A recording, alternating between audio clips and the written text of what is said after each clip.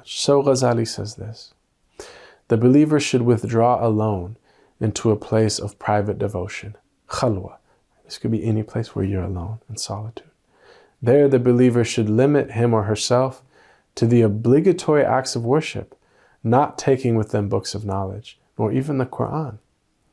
Instead, the heart must focus on nothing but God, while the tongue continually repeats, Allah, Allah, Allah, Allah.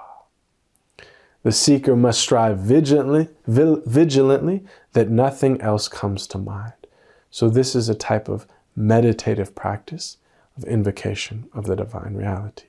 And really you could think about fasting of the mind, right? All these thoughts that are coming, you're getting them out. You're literally emptying your consciousness of all but the divine name. Ghazali describes the stages that will follow. He says, the seeker's heart will be fixed on the divine name until he comes finally to a state in which the motion of the tongue will cease, and it will seem as though the word is flowing over his tongue.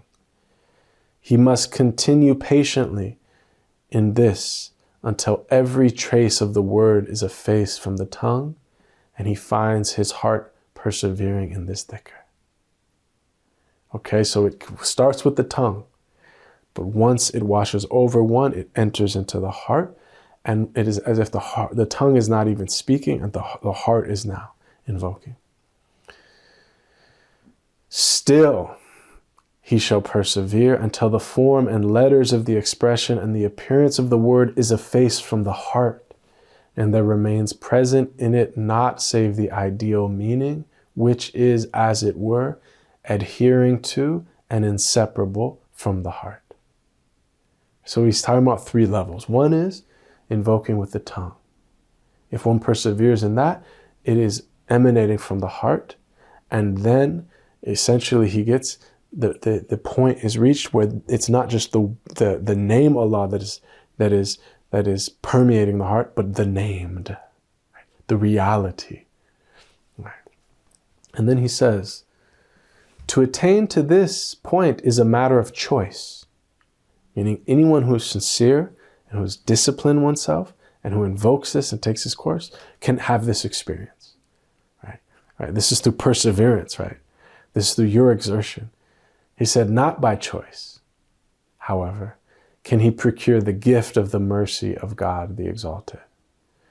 By what he has done thus far, he has exposed himself to the breezes of God's mercy, and it only remains for him to wait for such mercy as God may grant to him, even as he has in this way given his mercy to the prophets and saints.